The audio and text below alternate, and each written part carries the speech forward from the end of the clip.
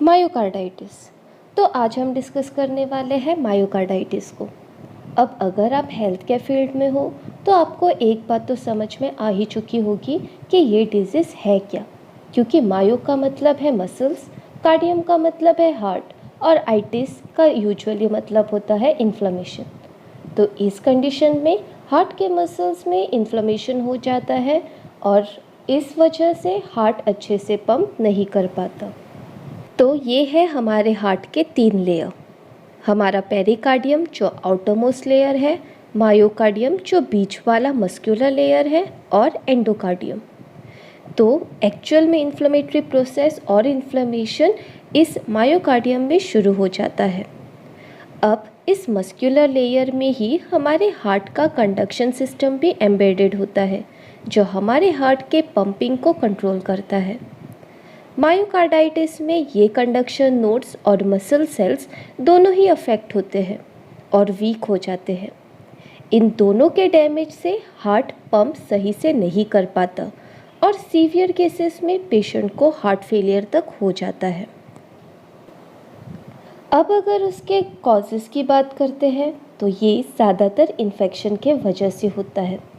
Bacterial infection जैसे tuberculosis, group A streptococci, viral infections जैसे HIV, herpes, कोविड-19, fungal infections जैसे blastomycosis, candidiasis, parasitic infection जैसे amoebiasis, toxoplasmosis इत्यादि। ये जंतु हमारे हार्ट को डायरेक्टली डैमेज कर सकते हैं।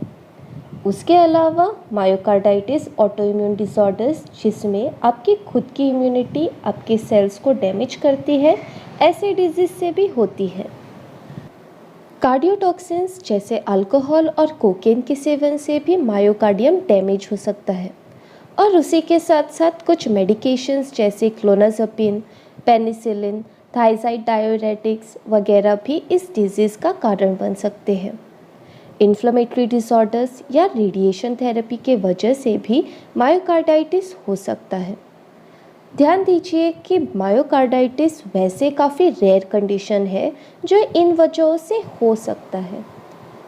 अब इसके सिम्टम्स की बात करें तो मायोकार्डाइटिस के पहले कुछ दिनों में पेशेंट को सर्दी जुकाम जैसे सिम्टम्स आएंगे, जैसे बुखार आना, थकावट महसूस होना, गले की खराश, मसल पेन और जोड़ों का दर्द। कुछ पेशेंट्स को नौजिया और वॉमिटिंग भी होता है। इन्फेक्शन के वजह से हमारे लिम्फ नोड्स भी फूल सकते हैं। उसी के साथ साथ पेशेंट को सांस लेने में तकलीफ, चेस्ट पेन, धड़कन का बढ़ना, चक्कर आना और पैरों में सूजन भी आ सकती है। इसे डायग्नोज करने के लिए फिजिशियन पहले तो फिजिकली पेशेंट को जांचेगा और फिर पेशेंट से उसकी मेडिकल हिस्ट्री लेगा। इस कंडीशन को जांचने के लिए MRI, positron emission tomography, chest X-ray, cardiac catheterization, ECG, echocardiogram और कुछ ब्लड टेस्ट किए जाते हैं। कार्डियक कैथेटराइजेशन एक ऐसा प्रोसीजर है जिसमें एक पतला सा ट्यूब या कैथेटर हमारे मेजर ब्लड वेसल्स में एक इंसिजन द्वारा डाला जाता है और ये कैथेटर उस ब्लड वेसल द्वारा हार्ट में पहुंचाया जाता है। इस प्रोसीजर से हम हार्ट की फंक्शनिंग को अच्छे से जांच सकते हैं। उसी के साथ साथ ब्लड टेस्ट में कार्डियक एंजाइम्स के लेवल भी जांचे जाते हैं, जैसे कि ट्रोपोनिन, ब्रेन नाइट्रियूरेटिक पेप्टाइड इत्यादि, और साथ ही साथ इन्फेक्शन का भी पता लगाया जाता है। कभी कभार मायोकार्डाइटिस कंफर्म करने के लिए हार्ट बायोप्सी की ज़रूरत पड़ती है, जिसमें हार्ट के मसल टिश्यूज़ का एक टुकड़ा निकालकर माइक्रोस्कोप के नीचे जांचा जाता है। मायोकार्डाइटिस का ट्रीटमेंट उसके सीवियरिटी के बेसिस पे किया जाता है। अगर मायोकार्डाइटिस के वजह से पेशेंट को ऑलरेडी हार्ट फेलियर हो चुका है तो उसे हार्ट फेलियर के लिए ट्रीट किया जाता है। इसके इलाज के लिए पेशेंट को कुछ दवाइयाँ जैसे angiotensin converting enzyme inhibitor, beta blockers, diuretics, corticosteroids और IV इम्यूनोग्लोबुलिन दिया जा सकता है। ACE इनहिबिटर्स BP को कम करते हैं और हार्ट मसल्स के रिपेयर में मदद करते हैं। बीटा ब्लॉकर्स अरिथमिया को ठीक करने के काम आता है और हार्ट मसल को भी रिपेयर करता है।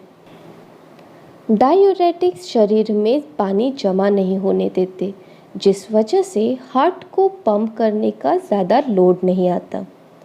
कॉर्टिकोस्टेरॉइड्स इन्फ्लेमेशन को कम करने में मदद करता है और आईवी इम्यूनोग्लोबुलिन शरीर की इम्यूनिटी को बढ़ाने में मदद करता है। सीवियर कंडीशन में पेशेंट को हार्ट फेलियर के लिए intraaortic balloon pump, left ventricular assist device या हार्ट ट्रांसप्लांटेशन की ज़रूरत पड़ सकती है।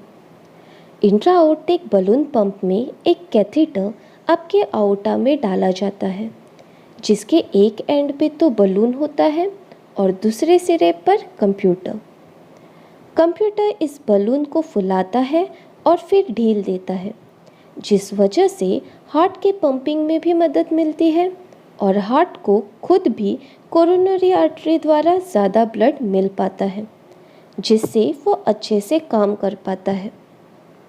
Left ventricular assist device heart के वेंट्रिकल्स को काम कराती है और हार्ट के काम में मदद करती है।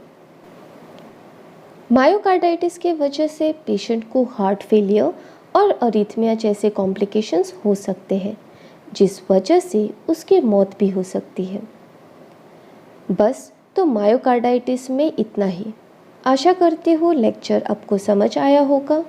क्वेरीज के लिए कमेंट सेक्शन में ज़रूर कमेंट कीजिएगा। प्लीज़ चैनल को लाइक, शेयर और सब्सक्राइब करना ना भूलें। मिलते हैं अगले वीडियो के साथ। तब तक के लिए सी यू सून।